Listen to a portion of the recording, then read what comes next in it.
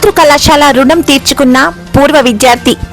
ప్రభుత్వ జూనియర్ కళాశాలకు కళావేదిక అంకితం. ఘనంగా తల్లిదండ్రుల ఉపాధ్యాయుల ఆత్మీయ సమావేశం. కర్నూలు జిల్లా ఎమ్మిగనూరు పట్టణంలోని ప్రభుత్వ బాలుర మరియు బాలికల జూనియర్ కళాశాల ఆవరణంలో తల్లిదండ్రుల ఉపాధ్యాయుల ఆత్మీయ సమావేశం కార్యక్రమాన్ని ఘనంగా నిర్వహించారు. ఈ కార్యక్రమానికి ముఖ్య అతిథిగా డాక్టర్ మల్లెల ఆల్ఫ్రెడ్ రాజు హాజరయ్యారు. ఈ సందర్భంగా కళాశాల ప్రిన్సిపల్ మరియు ఉపాధ్యాయ బృందం ఆయనను సాదరంగా ఆహ్వానించారు. అనంతరం డాక్టర్ ఆల్ఫ్రెడ్ రాజు తన సొంత ఖర్చులతో కళాశాల విద్యార్థుల కోసం నిర్మించిన నూతన కళావేదికను ప్రారంభించారు. అనంతరం ఆయన మాట్లాడుతూ ఇదే కళాశాలలో తాను విద్యనభ్యసించానని, పూర్వ విద్యార్థిగా ఈరోజు ఈ వేదికను నిర్మించి కళాశాలకు అందించడం తనకెంతో ఆనందంగా ఉందన్నారు. ఎన్నో ఏళ్లుగా కళాశాలకు ఏదైనా చేయాలన్న కోరిక నేటితో నెరవేరిందన్నారు. విద్యారంగానికి విద్యార్థుల సౌకర్యార్థం భవిష్యత్తులోనూ కళాశాలకు ఏ అవసరం వచ్చినా తన వంతు సహకారం అందించడానికి సిద్ధంగా ఉంటానని హామీ ఇచ్చారు. తనను గుర్తించి ఆహ్వానించిన ప్రిన్సిపల్ గారికి, స్టాఫ్కు ఆయన ప్రత్యేక కృతజ్ఞతలు తెలిపారు. ఈ కార్యక్రమంలో కళాశాల అధ్యాపకులు, విద్యార్థులు, వారి తల్లిదండ్రులు పెద్ద సంఖ్యలో పాల్గొన్నారు. మళ్ళీ చదువుకొని మళ్ళీ ఇంటర్మీడియట్ అయితే ఇంకో రకంగా ఉంటుంది. ఇంటర్మీడియట్లో మంచి స్పోర్ట్స్ స్పిరిట్లో ఉంటూ అందరితో యాక్టివ్ ఉంటే ఒక రకం జీవితం ఉంటుంది. ఇంటర్లో అల్లరి చిల్లరగా తిరిగి చదువుని అశ్రద్ధ చేస్తే ఒక రకమైన జీవితం ఉంటుంది. ఎందుకంటే నా ఇంటర్మీడియట్ జీవితం ఇక్కడే జరగడం, నాకు ఇంటర్లో ఆడపిల్లలు మంచి స్నేహితులే, మగవాళ్ళు కూడా మంచి స్నేహితులే, లెక్చరర్స్ కూడా నాకు మంచి స్నేహితులే. ఎంత మంచి స్నేహితులు అంటే లెక్చరర్స్. ఎందుకంటే మేము ఒకసారి ఫెయిల్ అయ్యి మళ్ళీ వచ్చాము కాబట్టి కొద్దిగా మా పర్సనాలిటీకి మా ఫెయిల్ అయ్యి ఒక 1 year ఆ గ్యాప్ అవ్వడం మూలం కూడా మిగతా స్టూడెంట్స్ అందరూ మమ్మల్ని కొద్దిగా పెద్దరికంగా చూడడము, కొద్దిగా మా జీవితము చిన్నప్పటి నుంచే ఇంటర్మీడియట్కే ఒక లీడర్ క్వాలిటీస్తో మేము పెరగడం జరిగింది. ఆ లీడర్ క్వాలిటీస్ పెరగడంలో కూడా మా జీవితంలో చాలా నష్టపోయాము. మీకు కూడా చెప్పే ఏకైక విషయం ఏమంటే ఈ ఇంటర్మీడియట్లో ఎంత జాగ్రత్తగా మనము స్నేహం చేస్తామో, ఎంత జాగ్రత్తగా జీవిస్తామో, ఎంత యాక్టివ్గా మనం ప్రోత్సహించుకుంటామో వాళ్ళందరికీ ఒక మంచి జీవితం భవిష్యత్తు ఉంటుంది. మా చదువుకునే వయసులో మాకు పుస్తకాలు దొరికేవి కాదని చెప్పేసి గణేష్ సార్ కూడా చాలా బాధపడ్డాడు. ఈరోజు పుస్తకాలు ఎదురు చూస్తున్నాయి మీకు చదువుకునేందుకని సార్లు చెప్తుంటే కూడా నా మనసు ఇంకో రకంగా ఉత్సాహంగా ఉండేది. వాళ్ళు చెప్పినప్పటి నుంచి నాకు మనసు చాలా బాధేస్తుంది. ప్రభుత్వం కూడా ఈరోజు విద్యార్థుల పట్ల చాలా శ్రద్ధ వహిస్తుంది. గత ప్రభుత్వం అయితేనేమి, ఇప్పుడున్న ప్రభుత్వము లోకేష్ గారి సారథ్యంలో చాలా అద్భుతంగా విద్యార్థుల వైపు మంచి భవిష్యత్తు తీర్చుకునేందులాగా వాళ్ళు ప్రయత్నం చేస్తున్నారు. మొన్న కూడా నేను చూశాను, మెగా అసెంబ్లీ అని పెట్టి ఒక్కొక్క స్కూళ్ళలో, ఒక్కొక్క ఊర్లలో నుంచి విద్యార్థులను తీసుకొని అసెంబ్లీలాగా తయారు చేసి వాళ్ళ భావజాలాలు రాబోయే దినాల్లో రాజకీయ చైతన్యానికి కూడా ఉపయోగపడేలాగా ఈ ప్రభుత్వం చేయడం, అదే రీతిగా స్కూల్స్కి కావాల్సినటువంటి ప్రతి సహకారాలను కూడా సార్ అంటున్నాడు, రికార్డ్స్ కూడా ఇస్తున్నారంటే, రికార్డ్ మెటీరియల్ కూడా ఇస్తున్నారంటే చాలా నీటు.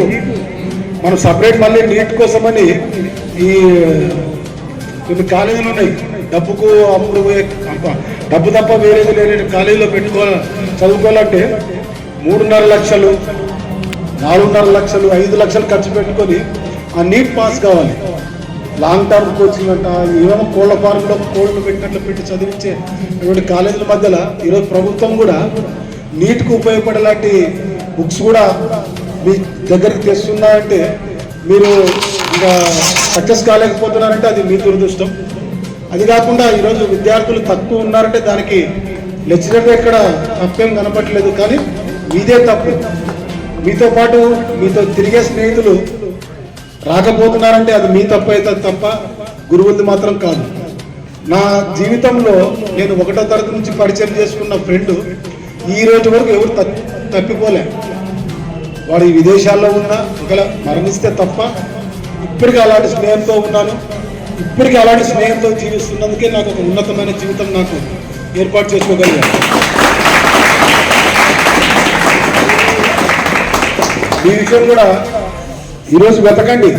ఎవరెవరు మీరు కాలేజీలో రాలేదు వాళ్ళు బలవంతంగా పట్టుకురండి. వాడికి ఏమైనా ఆర్థిక ఇబ్బంది ఉంటే కూడా 5-6 మంది కలిసి ఆర్థికంగా వాళ్ళని ప్రోత్సహించే ప్రయత్నం చేయండి. కుటుంబం పరిస్థితులు బాగాలేకుండా కూడా కుటుంబంలో మీరు కూడా కొడుకులాగా ఆ కష్టాలున్న కుటుంబాల్లో ఆదుకునే ప్రయత్నం చేయండి. నా జీవితంలో ఏనాడు నేను నా పలాని క్యాస్ట్ అనిపించుకోలే, నేను పలాని వర్గం వ్యక్తి కూడా ఏనాడు జీవించలే. పూర్తిగా అన్ని కుటుంబాలతో, అన్ని కులాలతో, అన్ని మతాలతో తిరగడం మూలంగా నాకు చాలా మంచి హ్యాపీ లైఫ్ ఉంది. అలాంటి హ్యాపీ లైఫ్ మీరు కూడా ఉండాలని కోరుకుంటున్నాను. విద్యార్థులు కూడా ఫస్ట్ ఇయర్లో వచ్చారు, వాళ్ళు ఇప్పుడు సెకండ్ ఇయర్లో ఉన్నారు, 6 మంది దాకా ఉన్నారు. ప్రభుత్వ బాలుర జూనియర్ కళాశాల అని చెప్పేసి బోర్డు ఏమో తగిలిచ్చారు. కానీ ఫస్ట్ ఇయర్ నుంచి మళ్ళీ అడ్మిషన్ ఎవరు విద్యార్థులు రాలేకపోయారని కూడా సార్ చాలా బాధపడుతున్నారు. యాక్టివ్ చెప్తున్నాడు కానీ ఆ సార్ బాధను నేను అర్థం చేసుకోగలిగాను. అందుకని మీ అందరూ కూడా రిక్వెస్ట్ చేస్తున్నాను. అమ్మలు చాలా మంది టీచర్లు ఉన్నారు ఇక్కడ. అవులేబా మొత్తం టీచర్లు లెక్చరర్స్ అందరూ మగవాళ్ళంటే ఆడపిల్లలు రాకపోయినారంటే ఏమని అనుకోవచ్చు, కానీ మంచి టీచర్స్, నాకు బాగా పరిచయం ఉన్న టీచర్స్, మంచి కుటుంబాలని బాగా తీర్చిదిద్దుకున్న తల్లులు, మంచి టీచర్లు ఉండి కూడా విద్యార్థులు ఇక్కడ రాగలేకపోవడం కూడా చాలా బాధాకరం. కొంతమంది బిడ్డలకి బాగా కనెక్ట్ అయినట్టుంది. మేడంలు మంచి వాళ్ళనందుకు మంచోళ్ళు కదా మేడమ్స్, ఇలా మేడమ్స్ మంచోళ్ళే కదా. మీరు మొన్న ఇదే కాలేజీలో 2 years బ్యాక్ ఓల్డ్ ఫ్రెండ్స్ కార్యక్రమం పెడితే 42 సంవత్సరాల కిందట ఉన్న మా టీచరు, మా లెక్చరర్ గారు వచ్చి నేను ఆమె మెట్లకి పైన తీసుకొస్తుంటే, ఏరా ఆల్ఫ్రెడ్ బాగున్నావా, నీ గురించి నేను వింటూనే ఉంటాను రా అని చెప్తుంటే, నేను ప్రతి మెట్టు ఎక్కుతుంటే నా జీవితం మొత్తం నాకు కనపడింది. అలాంటి భావోద్వేగాలతో నేను ఆ రోజు సంతోషపడ్డా. ఈరోజు మిత్రుడు గణేష్ చెప్తూ మా కాలేజ్ స్టాఫ్తో పాటు జాన్ మియా సార్ అన్నాడు కానీ ఆయన టీచర్ కాదన్న, లెక్చరర్ కాదు. ఆయన పేరు కూడా జాన్ మియా కాదు, కాదర్ మోదీన్ సార్. గణేష్ సార్కి అది తెలియదు కానీ ఇప్పుడు కూడా అడిగితే కూడా ఆయన పేరు జాన్ మియా సార్ కాదు. ఆయన జాయిన్ మీన్ అంటే జాయిన్ చేసుకుంటే మియా, అర్థమైందా? జాయిన్ చేసుకుంటే మియా, అందుకని జాన్ మియా సార్ అన్నారు. అంటే అంత కలిసిపోయేటోడు క్లర్క్ కూడా మా కాలేజీలో ఉండేవాడు. నేను కాలేజీలో ఒక ప్రోగ్రాంలో, మీరు ఇంతవరకు ఒక లెక్చరర్ పేరును, ఒక గురువు పేరు మీరు జాన్మియా అనుకుంటున్నారు, కానీ అసలు పేరు ఆయన చెప్తానని చెప్పేసి 3 రోజుల తర్వాత కాలేజీ పేరు చెప్తే అందరూ ఆశ్చర్యపోయారు. ఆయన పేరు కాదర్ మోదీన్ సార్ అని. అంటే అంత అటాచ్మెంట్ అయినటువంటి కాలేజీలో నేను జీవించడం జరిగింది.